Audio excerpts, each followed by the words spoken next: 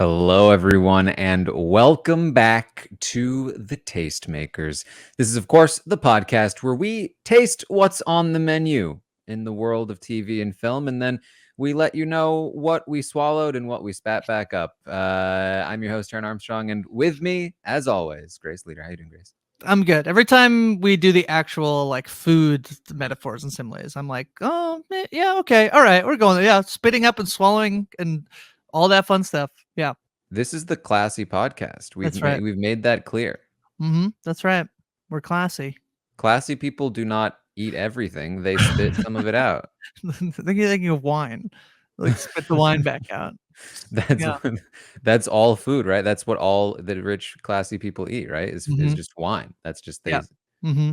And like charcuterie, I think. Mm-hmm. Oh, Mm-hmm. well, just don't take any from anybody. Mm-hmm. Yeah. Yeah. Well, we are here this week.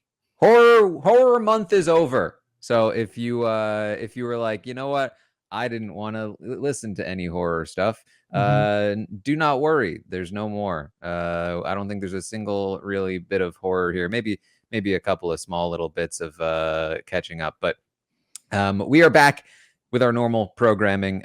We got some news to talk about. We got some new shows, new movies that have aired. We have some things to catch up on, and some things coming up soon. So just a quick preview.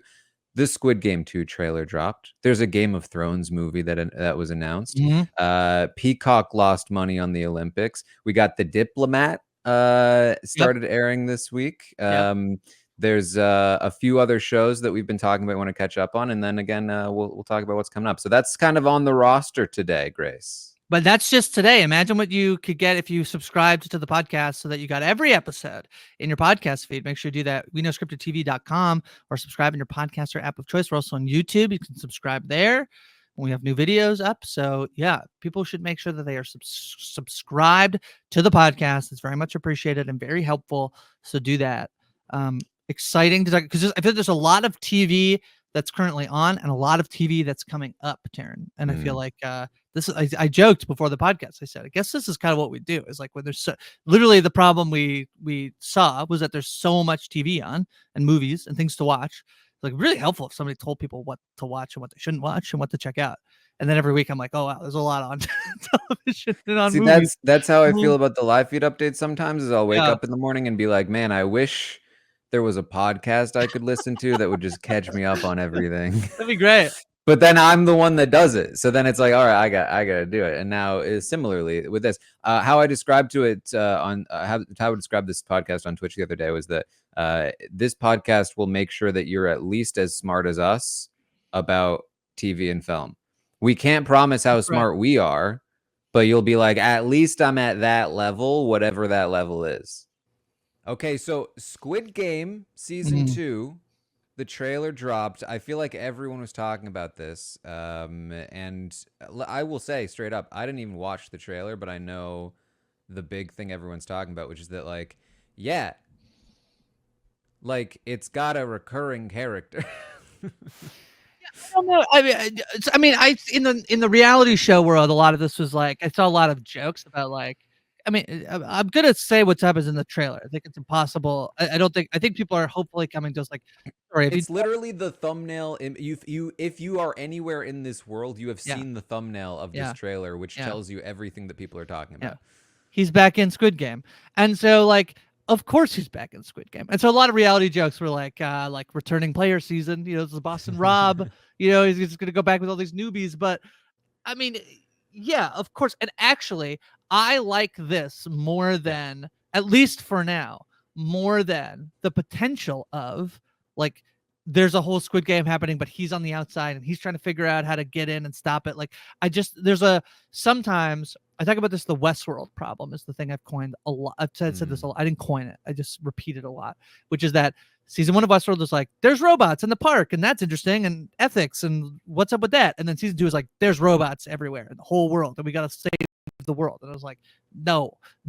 And so I much prefer this where, put him back in Squid Game. Just do it again. And Yeah. I don't think it's going to work out the exact same way it worked out in season 1. And if it does, I will complain about that. But I think we'll be okay, folks. As reality TV fans, we understand that just True. running the game back over and over can be really good. I think of it as like the Battle Royale problem, or maybe the Right. Hunger Games problem of like Yes. the whole concept of the show is that they're playing a death game. Right. And that's what makes it fun. That's the Yeah. entire draw to the show. And then show, book, whatever movie. And then you go and you do a sequel to it. And this is Battle Royale is the one I think of because to me that is the one that really pioneered this genre. But like Battle Royale, the sequel, I probably haven't told this story. I watched Battle Royale, the sequel to Battle Royale. Battle Royale, by the way, a Japanese property, very heavily inspired Hunger Games. Yes. Death Island game, kill each other, one survivor. And they have a sequel to that movie. I watched it while the power was out at my house. I was like watching it like on a laptop or something. And I was bored out of my. There was nothing else to do. It was the only movie I had to watch, and I fell asleep. I couldn't actually finish the movie. Like I preferred to do nothing else. It was that boring because they got away from the entire concept. It became a revolution movie, and so my fear. I think I talked about this at least on some podcast, is that Squid Game season 2 is going to be like, okay, how do we shut down Squid Game from outside or whatever the case may be? Squid Game is fun because of the Squid Games. We want to be in more Squid Games, right? Yeah. Like that's the whole point. I think this is a good call. If this is the entire, this could be a fake out. It could start there and then immediately move out, which they often do as well. That's I mean, spoilers for the Hunger Games, but that's the Hunger Games. I mean, Right. so yeah, I'm on board. I'm very excited. This is an interesting release of their dropping the entire season, I believe, on Christmas Day. So December 25th. So it'll be interesting to see how the like conversation about it, like how much people what a holiday treat. Watch Squid Game the whole season with your family on Christmas. I think it's so fascinating. I mean, it's there are shows that I think would work really well is like just drop it all to holidays. Maybe it's Boxing Day. It might actually be Boxing Day, December 26th. So to be fair, that's when I watched like most of the Twilight Zone is like Christmas, New Year's marathons. Yeah, I think this is actually a very wise release date for it. And I thought the trailer looked very fun, and I'm excited for it to come back. Not too much longer. That's weird. Only like a month, 2 months basically. I know it's been so long, and now it feels like it's coming right up. Yeah. Speaking of things that are really coming right up, we mentioned the Game of Thrones movie. Yeah. How do you feel about there's now a Game of Thrones movie has been announced, which honestly isn't that weird considering all of the Game of Thrones shows we've been hearing about. Like it's not that weird to just hear about a movie, but still. Yeah, so not announced. Very sources within Warner Brothers say it's very early into development. This was a Hollywood Reporter article where they had learned no filmmaker, no cast, no writer yet attached, just that they want to do it. And I actually think this is an interesting conversation off the back of this movie that came out this past weekend. Extremely limited release for Juror Number 2, Taran.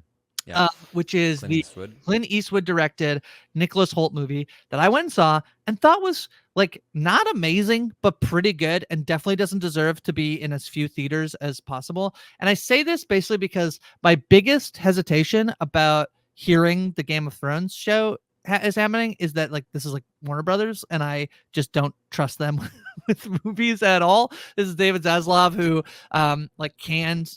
has canned multiple movies, is doing this weird thing with this release. I mean, they're hedging on the fact that in terms of Juror Number 2, which is that like Clint Eastwood's latest movies have not done well, which like is fine, but also like if you have one that seems to be good, and I think critics are saying is good, it's surprising. So all that to say, I'm like, this might be his last, which I feel like they've been saying for years, personally. I mean, he is old, and I feel like, no, I'm not trying to be aged. He also just looks very old, Clint Eastwood. Like he looks like I feel like he looked old when I watched him in like The Good, the Bad, and the Ugly. That is true, but if you look at a photo of Clint Eastwood now, you'll be like, that man looks so old. There's a recent, I think he did an event with somebody, and I can't remember who it is. I'll try to pull it up as we're chatting. He did this event, and he just looked so. He has this big scraggly beard. Anyway, doesn't really matter. All that to say, he's 93. Yeah, I know. I know. And so, it's a Jane Goodall event. Look at the photos of Clint Eastwood making. 94 now. Yeah, he's 94. Look at the photos of him with Jane Goodall.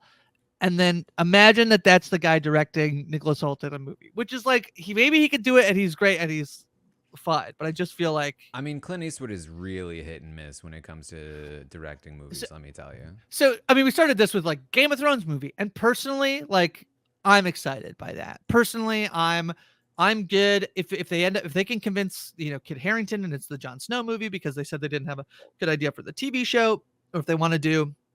There's so many ideas in this world that they could do. I'm like least excited with probably the idea that I think is probably most likely, which is just like Game of Thrones sequel. But all of my like any excitement I have is a little bit tempered by the fact that it's Warner Brothers who like is in charge of this and can't seem to do anything right when it comes to movies these days, which is wild because last year I believe they're the Barbie filmmakers. So I think my favorite comment that I saw about this was like, Game of Thrones movie? You mean just an extended episode? Yeah, I mean, yeah. Like, there's a decent amount of Game of Thrones episodes that pretty close to a movie length. Sure. Yeah, I mean, it is funny to think that I'm like so down on Warner Brothers. They literally did Barbie last year. They had the highest grossing movie of last year. So, what do I know? I don't know. We'll see. I just,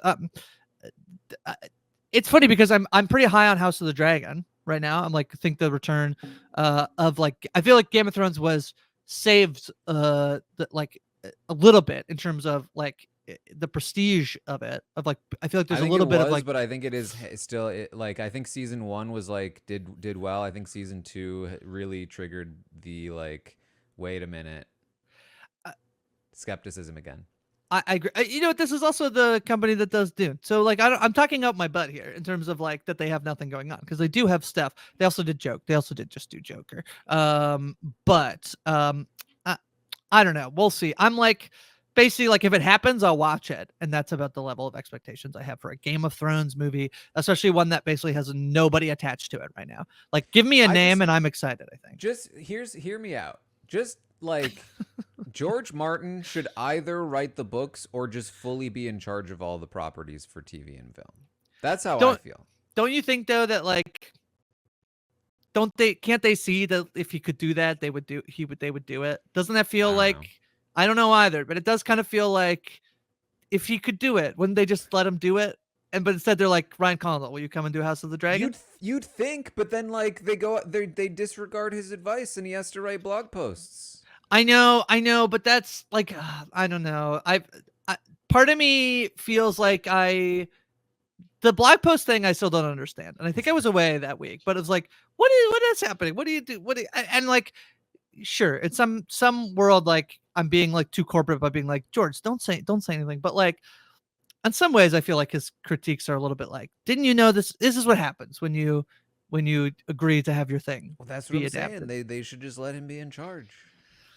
I think it's funny because I'm both being like, I don't trust Warner Brothers, and also being like, Warner Brothers shouldn't trust George R. Martin. Listen, I feel like if anybody has the track record, complaining or not, it's George Martin. So I would throw the dice. Taryn, the one thing you want him to do is you want him to write. I would also like George R. Martin to write. That's what I'm saying. But I feel like the problem is he's in this weird in between thing where he's not writing the books. Not just because he's focusing on TV stuff, but like he's like splitting his effort between TV and books, and neither are getting done in the proper way. It's so funny. Warner Brothers, I'm just looking at their stuff and it's so hit or miss what they do. Like let's look at like the last, they had like Bones and All, a movie I really, really like. Great movie. But then they have Shazam! Fury of the Gods, and then they do Air, which I actually liked, and then they do The Flash, and then they do Barbie. And then they do Blue Beetle, and then they do Bottoms, which I liked, and then they do Saltburn. Like they are very hitter. They did challengers. Maybe I like them more than I think I do. Anyway, Huh? Warner Brothers. Well, speaking of not doing well, we talked a lot about Peacock and their strategy with the Olympics this year. Everyone seemed to love it, except for Peacock, I guess. Well, Peacock. Peacock, I don't think loves that it didn't end up like. So the spin on this article that I've seen is that their revenue was the how do I frame this properly, term, where they didn't lose as much money as they normally would lose. So they only lost like $460 million. Yeah, Peacock loss narrows to 436 million. Right. Which means in the past they've lost more money than that, which you could argue the Olympics helped them not lose as much money. But I think the argument is like, boy, these down the line streaming services are on shaky ground. And I think there was a Comcast press conference or shareholder meeting where they're basically implying like, we would look for partners on like a Peacock streaming thing, basically implying if somebody wanted to buy Peacock or partner on Peacock, they will do that. I do think that these like lower down, like Paramount, I think is something we should be looking at, which is Peacock as well. All of these like the ones that aren't the keep the cream of the crop, or things that can't like Apple and Amazon can kind of afford to lose money because it's not their primary business model. Like that's the Amazon Web Store and Apple products. So they could probably, even though Apple has already indicated that they will spend less money on content, these like other ones, I think that like we are going to see some consolidation into fewer streaming services in the future moving forward, because this is completely unsustainable to be like having Peacock lose $400 million. So we'll see. I would bet on a streamer death sooner than later. And I don't feel like we've really like had a big one. We had mergers, obviously.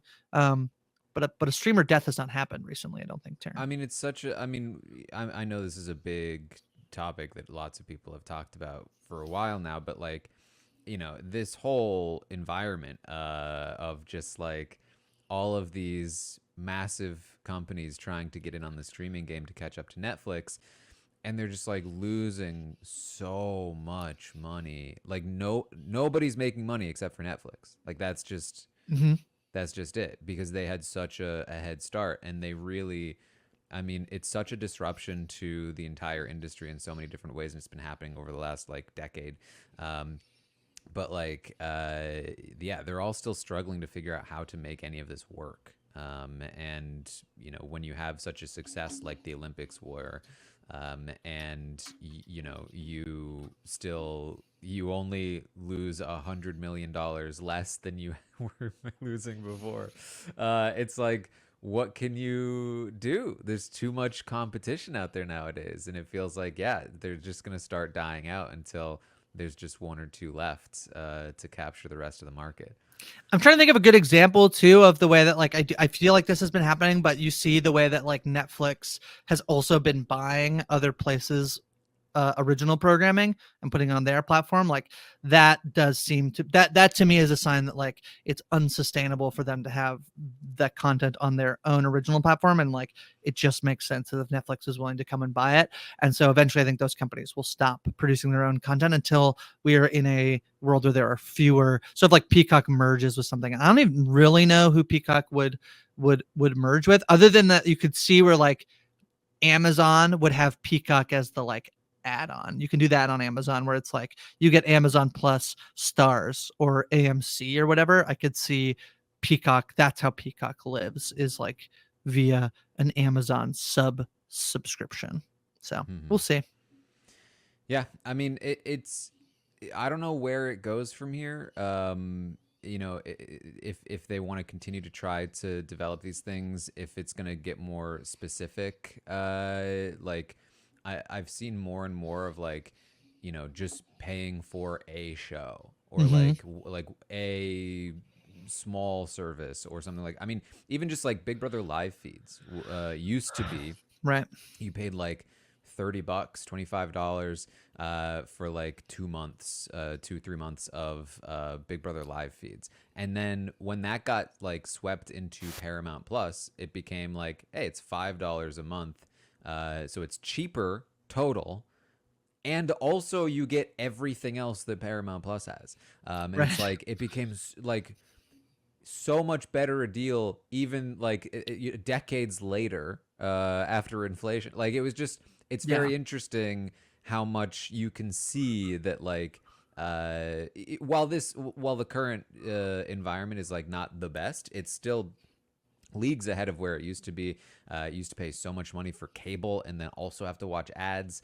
It's like, I really do think that Netflix like pushed the industry into this territory that they just can't figure out how to make money in, and it's very funny.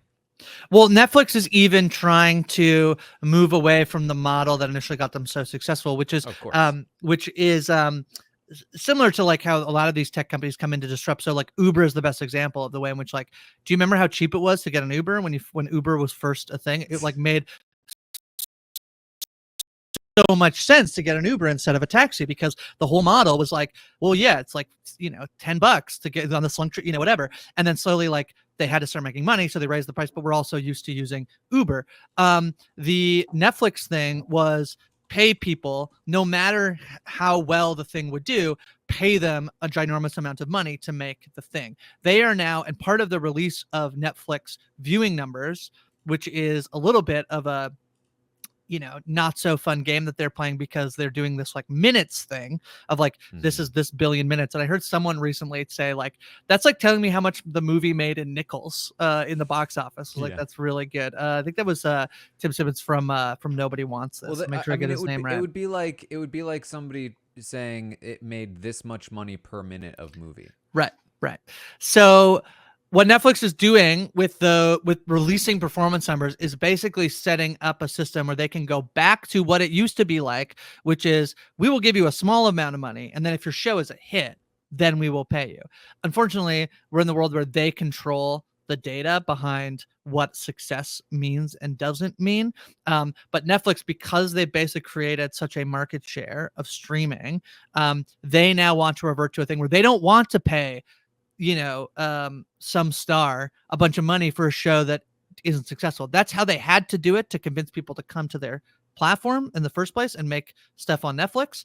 But it's not going to be how they will be doing business moving forward, which is then going to like reset a lot of the market as well, in a way that it's complicated, because on one hand, I think that that's fair if you're moving, because for the success stories, that's great. Somebody should be able to have a surprise, like Richard Gadd on Baby Reindeer. Like, wouldn't it be great? Probably he would make more money if he was being paid by how successful the show was, because it's a super successful show. He likely got a specific amount of money that they thought maybe we would overpay for this, but it's a risk worth taking.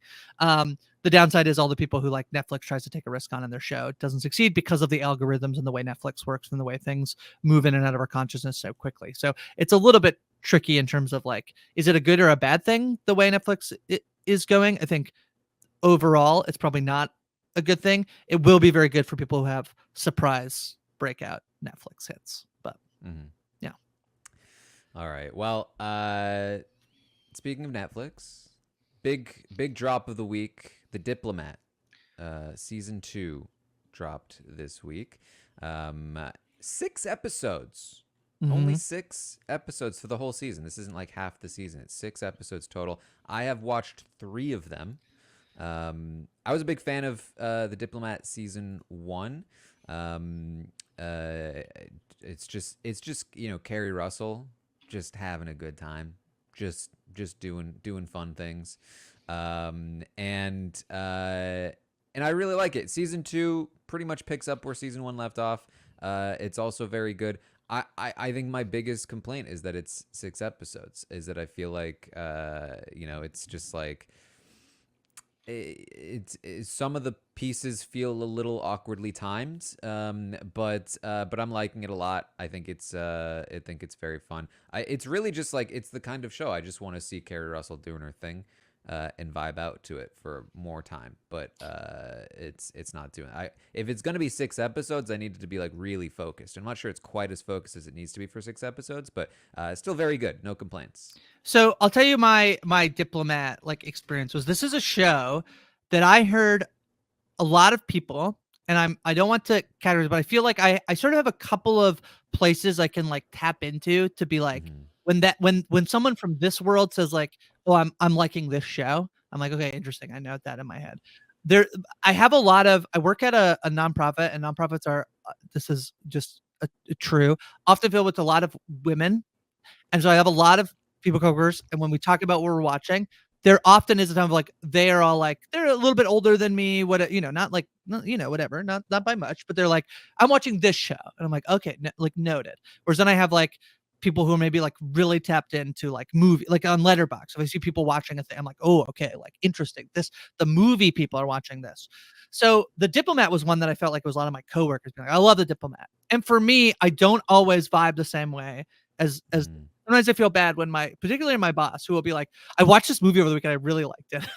Like, oh, I didn't like that movie, but I'm glad you liked it. And it's not bad because I can give the recommendation to her. So I actually like steered away from the Diplomat a little bit because I didn't think it was going to be for me. When I heard you liked the Diplomat, I checked out the Diplomat, knowing season 2 was coming. I watched all of season 1 this past week. I gotta say, it's really fun. It's really and I don't know what I was expecting, but you were talking about like, let Keri Russell do her thing. The thing is that she thinks she's going to be sent to she thinks she's being sent to the Middle East as a diplomat in episode 1. No, there's a thing that happens in the UK. An aircraft carrier gets bombed, and they don't know who did it. And like, we actually need to send you to actually Britain, which typically is this more like, you would kind of be bored in being the diplomat, the American diplomat in Britain. But there's actually something going on that we kind of need like a steady, reliable hand to go to Britain. And so that's how she gets like set up there. And then there's like her personal life and the business life all sort of comes together. Her husband is also a diplomat who has sort of been there's like a lot of gender dynamics there, in terms of like, he's now kind of like the one who is supposed to stay home and like pick the lunch menu and all this stuff, but he is such a career diplomat that he has a very hard time being contained to that role. And I really love it in terms of like what Keri Russell is doing, vibing, which is a very relatable, is being so annoyed at everything else everyone else is doing. And it's so fun and good. I will say, because, and this is my own fault, I did get a little bit spoiled because I think I saw something that was actually a season 2 premise that I thought was the season 1 premise. And so I'm waiting the whole time for like a thing to happen that I'm like, we're really stretching this one out. So I did finish watching season 1, and now I'm very excited for season 2.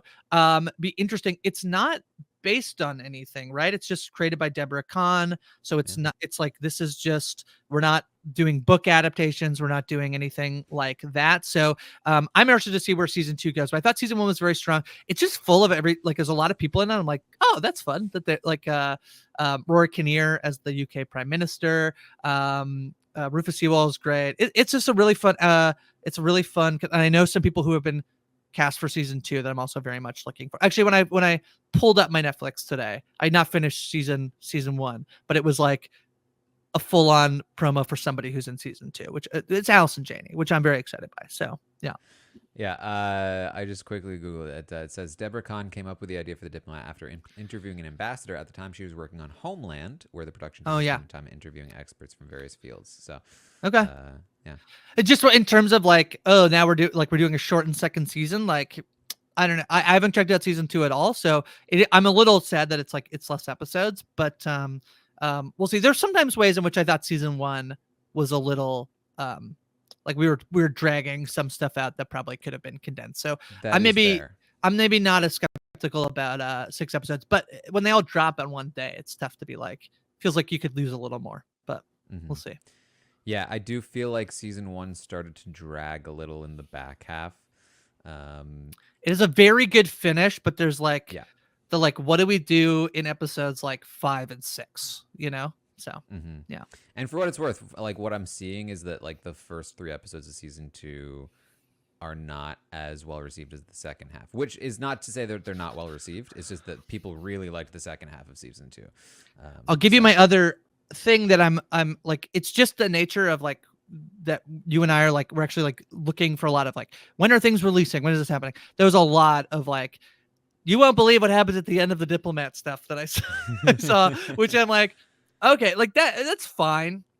Like that's okay. Like I get that people who are writing for these publications need, like, they want the thing that they're using the SEO to figure out what people are like. That's fine. A little bit now, I'm like, gotta dive in, being like, something big's gonna happen at the end of the end of the season, which like you kind of always know when you're watching a show. But anyway, just seemed like it would then be pretty likely to be renewed for season 3, based on the articles that I'm seeing being written about it. Yeah. So we'll see.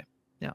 There was another movie that you wanted to bring up on Netflix. The Remarkable Life of Ibelin is I believe it's a Norwegian film. I'll just confirm that as we're chatting. This I caught. It was playing in theaters at the in Toronto very briefly, at a theater that often plays a lot of Netflix releases. And I didn't know much about it. Yeah, it's a Norwegian documentary. And what it is it's about this boy named Mats who has a muscular dystrophy condition called Duchenne.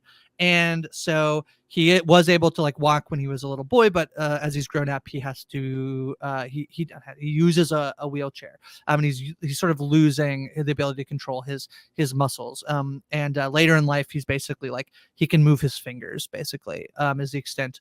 And he passes away. And his parents, like, there's a little bit of like, how much did they know and how much did they not know that I think is played up a little bit for the movie.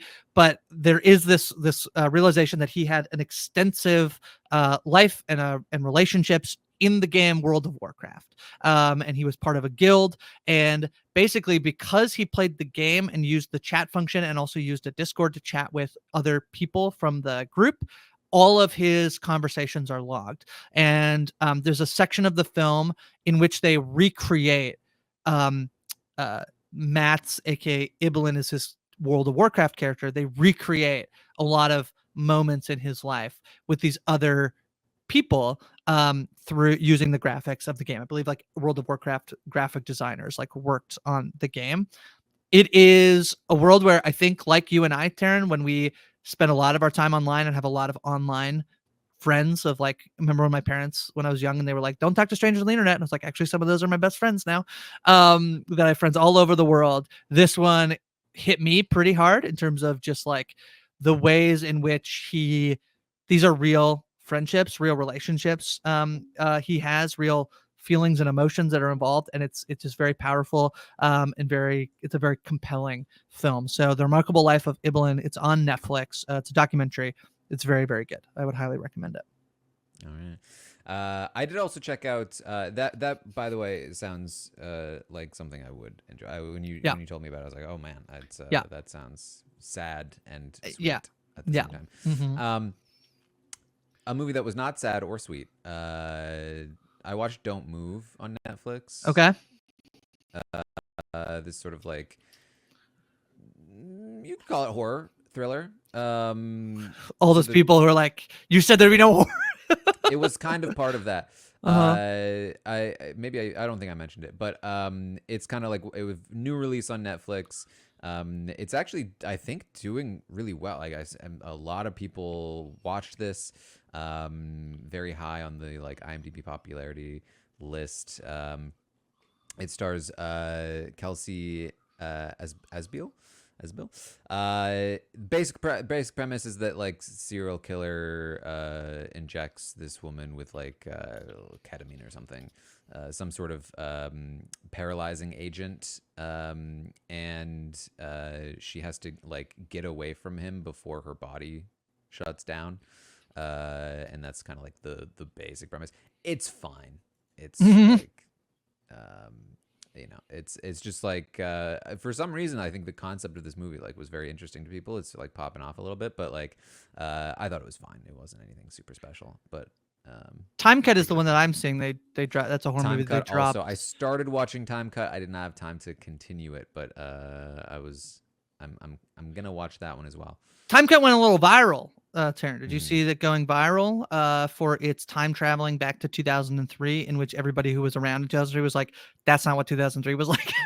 Yeah, that's honestly part of why I wanted to watch it, because I was around in 2003. Yeah. I definitely I was like, yeah, there's some fair critiques. I feel bad, like specifically when we're basically being like, yeah, the costume designer didn't really nail it, but it's fun. I haven't actually watched that one. The other one that dropped on Netflix, people have been talking about the Martha documentary as well. Mm. That dropped. I've not checked it out. I believe Ali Lasher was talking about it on her Instagram. I will probably check out the Martha documentary at some point, because I think she's a very interesting figure in terms of somebody who, like, I think it was kind of like fun to make fun of her when she went to prison, and then people realizing like there's more to, anyway, I think that she's very interesting in terms of like someone who like was kind of canceled, I guess, but then like then being like, is what she did actually as bad as things we we were looking at other people for? I feel like it's kind of the vibe I get, but I need to watch a documentary to realize if that's true or not. All right. Well, let's then segue into the catching up portion of this podcast, because there's a lot of things to catch up on. I think we'll like kind of quickly go through some of these. One of which was, we mentioned this a few weeks ago, High Potential started up fairly recently over on, I think it's ABC. It's ABC. Yeah. And it's starring Caitlin Olsen from It's Always Sunny. And it's actually a remake of a French called HPI, I believe. HPI, yes. That is very popular, and turns out also very popular in the US. It has been doing very well with the ratings. I think it's one of ABC's highest performing premieres in a while. Let's see. It says new crime drama, High Potential, to broke a long held network record. It's the most watched new show on ABC since The Conners in 2018-2019. So doing very well. Basically, we talked about it a little bit. The premise is that Caitlin Olsen plays a like cleaner at a police station. She has an IQ of like 160, and she goes on to like solve a case that they were working on, and then they hire her as a consultant. Is kind of the basic premise of the show, and it's very much. I think I've seen a lot of people comparing it to, like, it's sort of like the Blue Sky era of USA. It's a little bit Psych, it's a little bit Monk, and people are really happy to be watching shows like that again. We saw that Suits kicked off on Netflix, so it's not surprising that something like this, I think, would do really well on network television. I checked out a couple episodes myself, and yeah, it's fun. It's not something that, like, I think I would faithfully follow. It's not like I watch too much TV to sort of like spend too much time on a procedural that is kind of like what I've seen before. But if I was just looking for a show to throw on in the background while I did stuff like I used to back in the day, which I know a lot of people do want to do, this is a great show for it. I would definitely recommend it for that purpose. I feel like I actually kind of need more of those, where it's like I watch so much TV where I am watching every minute. I feel not like because this is what we're doing, or like because I think it warrants that, or I'm trying to just be mindful of like that's how I'm watching this episode of television. That I do feel like I actually do appreciate when I can kind of have something on that, like, I know I'm not covering. I'm not going to be. There's never a moment where I'm like, this moment in episode 4 of the thing is so important. Like, that's a loophole, or whatever. Like, Yeah. a show that I'm just like sort of passively watching. I really kind of, and that I don't feel bad about passively watching, and it's good enough to be passively watching, is There's something I like actually do greatly enjoy. there's like a couple of minutes progressing the overarching plot, Right. and the rest of it is pretty contained Right. to the episode, so you don't feel bad missing anything. But speaking of that, similarly, over in the UK, we've talked about the show Ludwig with David Mitchell. Similar style of show, though I would say funnier, more of a comedy, where David Mitchell plays a puzzle maker who impersonates his twin brother in the police department to investigate the fact that he's missing, and ends up solving crimes through his puzzling means. And like I said, more of a comedy, but also doing very, very well. over in the UK. It is the the biggest scripted show for BBC since 2022, biggest launch for a comedy since 2018, doing extremely well. It's, I believe, been renewed for season 2 already. There's a And few newsy things about this, Terrence. We got renewed for season 2. mhm, BritBox officially picked up it for US and Canada distribution. So that's where it's going. So it's currently available. You can watch it if you have access to the BBC, is how you could watch it. But next year, it'll be available on BritBox for Canadians and Americans. And then there are also talks, there's these rumors that Big Talk Studios, who has made the show, are entertaining offers of an American adaptation. Already, we Yep. are talking about, should this be something that we're doing just for Americans? And it's like, I mean, on one hand, I'm like, God, just watch the British version. On the other hand, if like this means like David Mitchell makes a bunch of money because it's like this is a big like thing that Stephen Merchant and Ricky Gervais have talked about, of like they make money off The Office because it got adapted to the US, so they make money off all of that stuff. I'm kind of like, whatever, do it. You know, and I would say, and like I'm very much an adapt all you want. This feels like, I mean, this is a David Mitchell show. I mean, like the comedy is David Mitchell all the way through. Who is the American David Mitchell, Taran? It's I the don't question know. we've always asked. There's not really an equivalent. But I would have probably said the same thing about The Office, that like that was very much a Stephen Merchant, Ricky Gervais thing, and that it would be hard to recapture that. And so, obviously depends on who would pick it up. But I mean, for me, I would say if you were looking for a show like High Potential or Ludwig, I would personally recommend Ludwig a little more. I think it's funnier. I think it's a little more fun. But High Potential also very good, and I think Caitlin Olsen's really great in it as well. So it also will have more episodes if it's like a throw in the background kind of thing. So I think that my thing about like an American adaptation is that like when they just tried to immediately do The Office and it was just the British version, like it actually didn't really work, and it actually needed to be Americanized for it to be successful. And that's a thing that I actually love the American version of The Office, and I like the British version of The Office, but I actually don't. I don't think the more that the American version tried to be the British version, the less it would have worked and it would have been off the air. So without seeing Ludwig yet, that's my like thought as I'm watching it, is knowing they're thinking about Americanizing it, is like, what are they thinking about in terms of how to Americanize it, and what's the like American spin? Like we've talked about a movie a little while ago that got like that I feel like, I'm like, when I think about the ending being changed, I'm like, oh yeah, that's so American that it's much more of a happy ending. And I'll tell you what this thing is afterwards, just to not spoil the thing I'm thinking about. But if you, it's like, oh, that's an American ending of like, it's a happy ending, you know? And I'm like, yeah, what's the American version of Ludwig? I just haven't seen any yet. So what's interesting to me about that is that, to me, Ludwig is kind of like a British interpretation of an American show. Right. So they'll like, just do the American show. It's like a crime. To be fair, though, I think that's not super fair to Ludwig, because it's so very clearly inspired by Sherlock Holmes. But it's taking a sort of like American approach to Sherlock Holmes, which is like, oh, random smart person like ends up advising the police, but like in its own sort of way. So I could very easily see an American production company being like, "Oh, we do shows like this all the time. We'll just, you know." That's hilarious. Yeah, that's so funny. So other shows to catch up on. Agatha All Along finished, and smashing finale. Increased its viewership for the from episode 7 to episode 8, and they dropped 8 and 9 together at the same time, but increased its viewership. This is one of those things where I think a lot of the writing about Agatha before the show was like that we were still in the Marvel, especially Marvel TV show skepticism, like for sure, like forgetting everything that's been happening with the movies.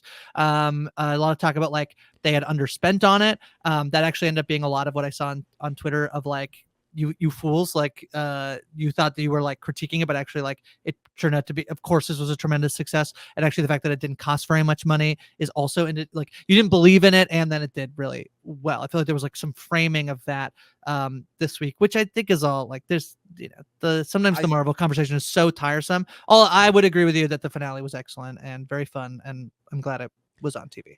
What's fun about Agatha All Along to me is that to me it was like WandaVision starts very weird and fun. Right. And then by the Right. end of the first of that season, it got super bland and marvelly. That's very true. And I feel like Agatha all along was the complete opposite. I agree with that. It starts from where from where WandaVision kind of left off, and was like, yeah.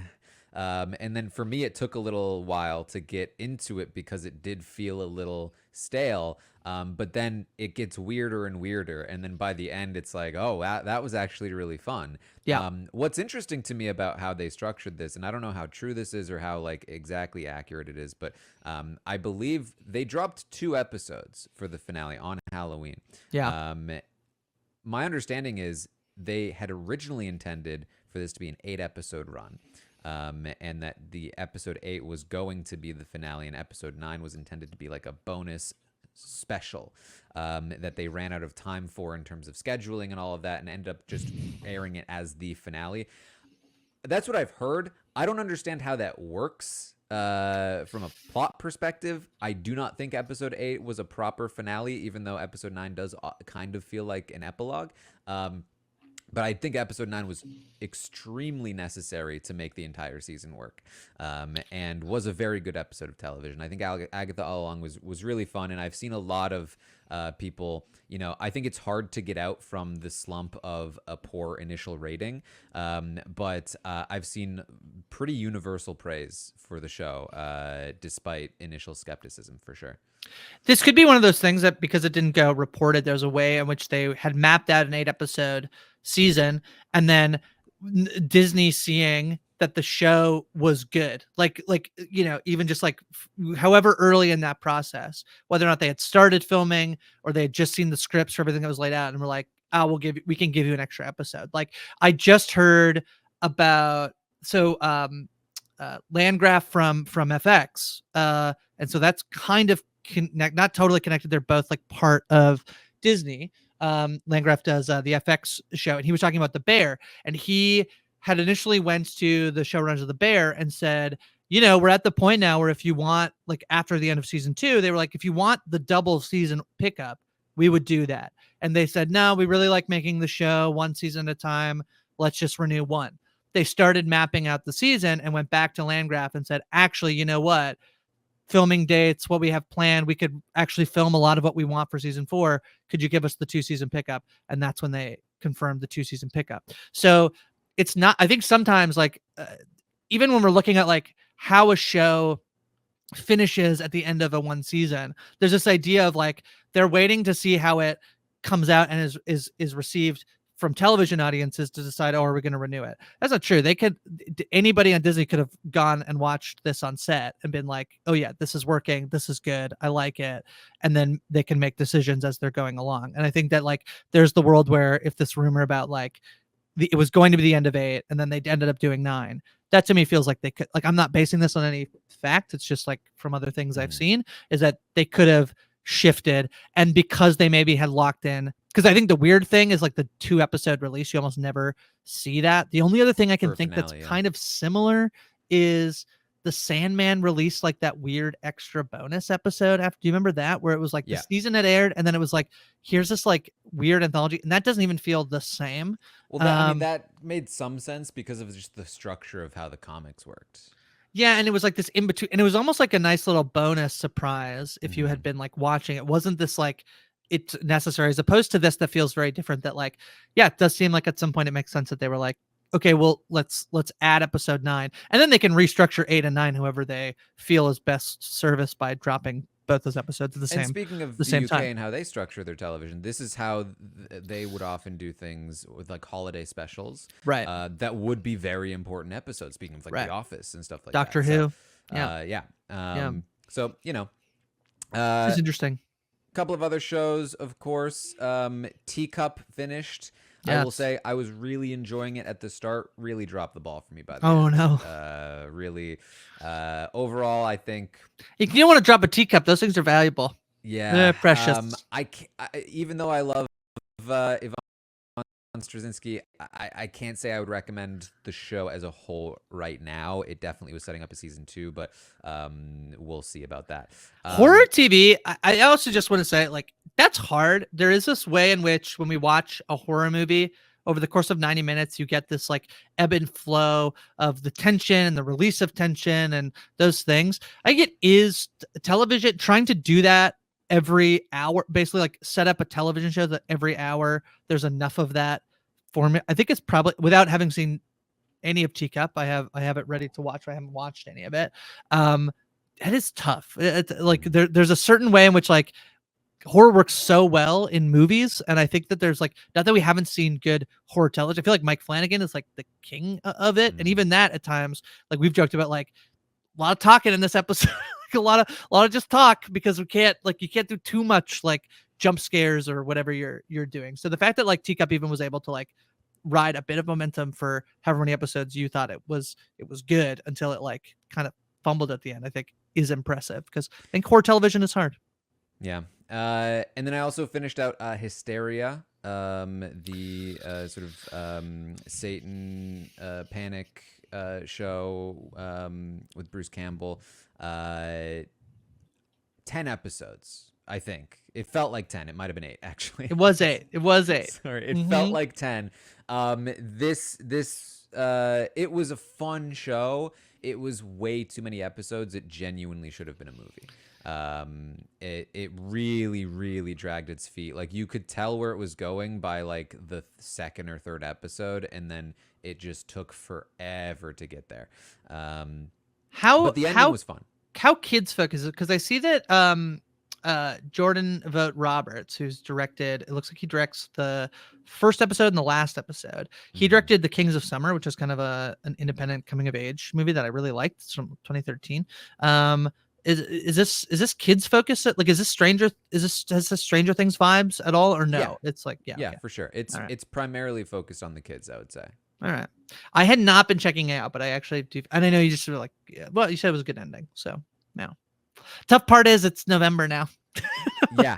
It's like the vibe isn't there anymore. And it is just too long, I think. But it was a fun time here and there.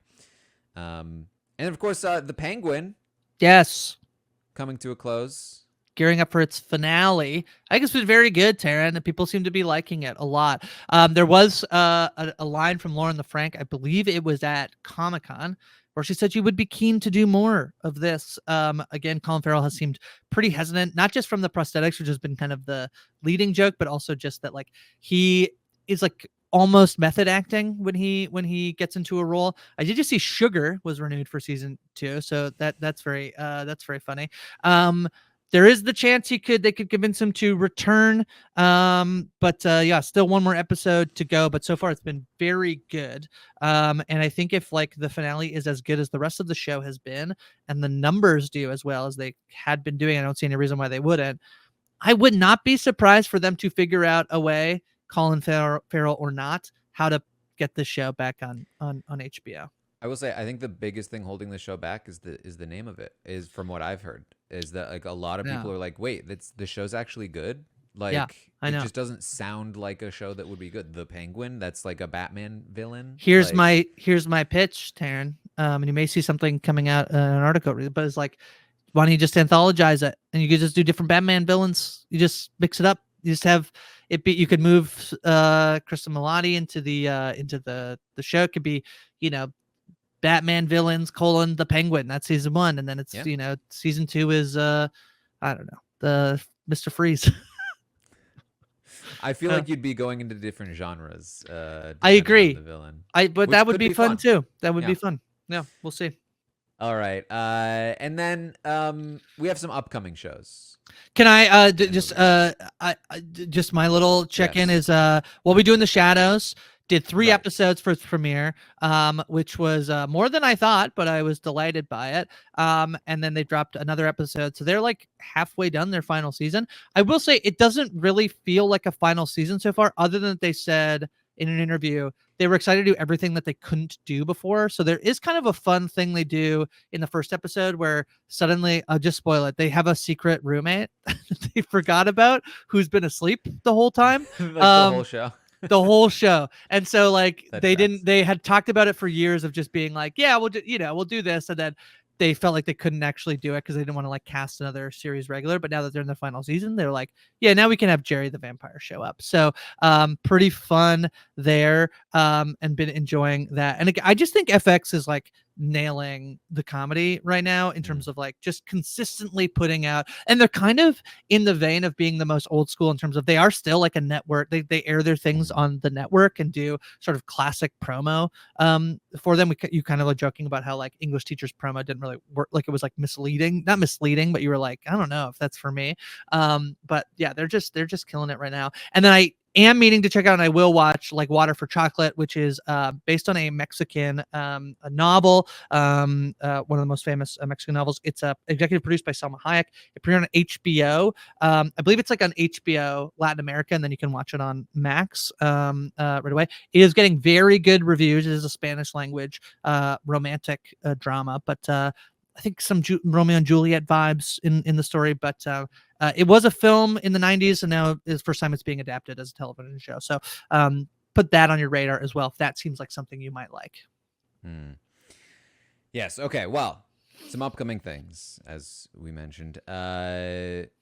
Some obvious ones. Yellowstone's coming back. Without Kevin Costner. Big deal. We'll see how it does. Not joking. That actually is a big deal. Listen, he's busy with Horizon. Well, maybe not. Yeah. I mean, he already filmed the second one, but yeah, I mean, this is the big thing of like, can the show? I think it can. I think there's also another. There's another a billion. Taylor Sheridan has a billion of these shows. You don't need Kevin Costner. Lioness was kind of popping off in a way that like I didn't really think people watched season 1, and it kind of went viral this past week. There's a scene of Zoe Saldana in a TV show is wild, like, and Morgan Freeman's in it too, like it is wild. There's a scene of her yelling that went pretty viral this week. That's a Taylor Sheridan show. There's a show called Land Grab that's coming out later this month, which is a Billy Bob Thornton show. Like there's this stuff that's like, yeah, he has the stuff. I think Yellowstone will be absolutely fine without Kevin Costner. But it'll be interesting to see where the story goes without Kevin Costner. So yeah. Outer Banks Part 2. And Arcane season 2 dropping this week. I think that they used to do, they would do the 3 episodes. I believe that's what they're doing again. Arcane, one of those like where you kind of expect a Netflix show to drop all their episodes at once, but they would typically drop 3 at a time. Has this been 3 years since Arcane season 1? Wow. It's been a while. Arcane, of course, if you don't remember or never checked it out, was the animated show based on the game League of Legends. It was produced, I believe, by the company that makes League of Legends. Yeah, Riot Games. Games. What I've heard is what I see is under the supervision of Riot Games, distributed by Netflix. Yeah, they were like heavily involved in the whole process and like really like dropped a lot of money and time on it to make sure it was like good, and it was, and people really liked it. I didn't super connect to it, but I can really appreciate like the artistry of it for sure. I'm interested to see if season 2 grabs me anymore. Speaking of Ella Purnell, she That's right. is in this along with Haley Steinfeld. So yeah. I liked season 1 a lot. I am not a League of Legends person at all. I don't think I've ever actually played. It still worked for me. It did win Outstanding Animated Program. I think it was the first streaming series to ever do that. I think the show is very, very good. There's kind of an episode pretty early on. I think it's the end of episode 3. And I could be wrong that it's actually episode 4. But there's a moment in there that I think is like, you'll know it when you see it. If it doesn't work for you, I don't think the show works for you. If it does, I think you'll like the rest of the show. And I thought it was pretty stunning. And a lot of people called it like the best show of that year, not just best animated show. So the people who like it. And I also don't think you need to be a League of Legends person to watch this show. So yeah. And then a couple of other ones. The Day of the Jackal. Yeah, Eddie Redmayne. Manuel, Yes. Lashana Lynch. He is playing this one. I feel like kind of like a thriller version of The Diplomat. It's British politics, and he is an assassin who takes out political folks. So based on a famous novel. Yeah. There have been previous adaptations as well, film adaptations. This is a Peacock show, so it's on Peacock. I'm intrigued.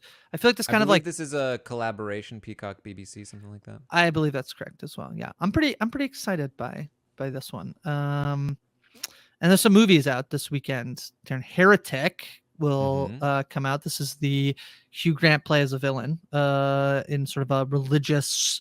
There's religious themes to the movie. Yeah, Hugh Grant in a horror film, helmed by two of the guys that worked on A Quiet Place, right? The original. With everything I've heard about this is that it's very good. I believe Kevin watched it at TIFF and really liked it and recommended it on the pod where he came in to check about TIFF. I did not see it at TIFF, so I'll be checking it out this weekend. I very much liked it. I also did check out Here this past weekend, Taran, which is the Robert Zemeckis, Tom Hanks, Robin Wright, Forrest Gump reunion where it's all set in one singular location.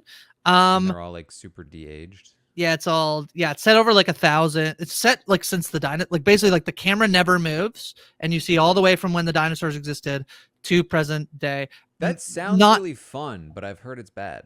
You know what? Go in with really low expectations, and I bet you'll say like that was fine.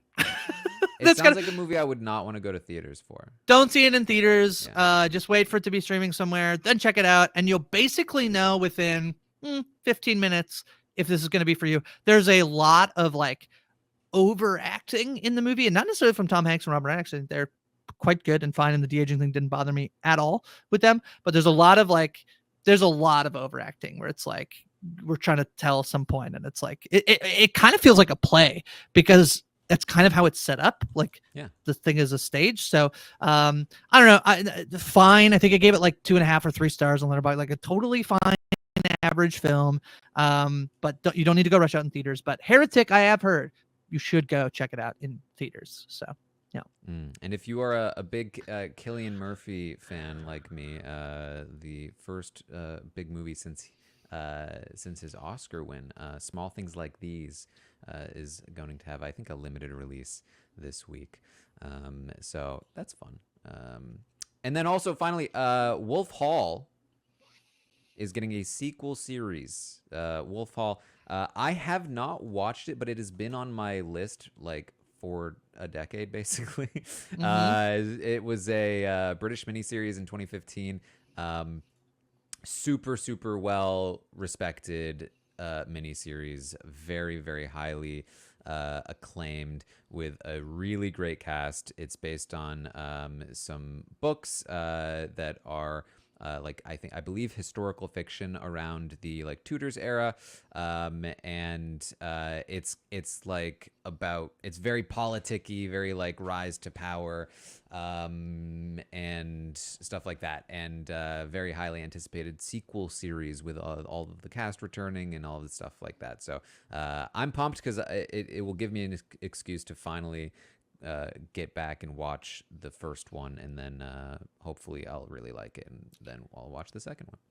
I'm excited for this. I will say I was a big fan of The Tudors. Did you watch The Tudors, Taran? Did you ever watch that? Not that I think this is going to be like that, but this cast is very good. Mark Rylance and Claire Foy, Jonathan Pryce is in this. Tom Holland is in this. Damian Lewis. Saskia Reeves, who's in Slow Horses, if you've been checking that out. So I'm pretty excited for Wolf Hall. I've never checked out season 1. It's very interesting. This is not like reboot. This is they're calling this like series 1. This is series 2. Like 9 years later. Like 9 years later. Yeah. So that's kind of interesting. It is its own separate sort of entry into like websites. Yeah. Right. Yeah, 6 episodes in season 1. So yeah, okay, fun. All right. So that's what's coming. Anything else, Grace? No, not at the moment. I think I've chatted through everything. It's a lot of TV on right now. Lots going on. Let us know what you're watching. Let us know. And yeah, lots of good stuff here. So tune in next week. We'll give you an update on where we are with some of these shows and these things that were coming up. We'll give them a shot and we'll let you know what's going on. But in the meantime, thanks for hanging out. Make sure you're subscribed so that you don't miss an episode of the Tastemakers, so you can stay up to date on all of these things. Yeah, anything else, Grace? There should be some news about what type of coverage is coming, where Mike and I will be wrapping up the Penguin, obviously. But there's some interesting shows out there that maybe are going to warrant some additional episodic coverage. So Some stay big ones tuned to on the the way. feed. Yeah, make Stay sure you're tuned. subscribed. But that's all I got. I'm writing on parade.com about TV mostly. So check that out. Every click helps. So yeah, that's all. Let us know what you're watching. All right. Well, thank you all so much for joining us here this week, and we will see all of you next time.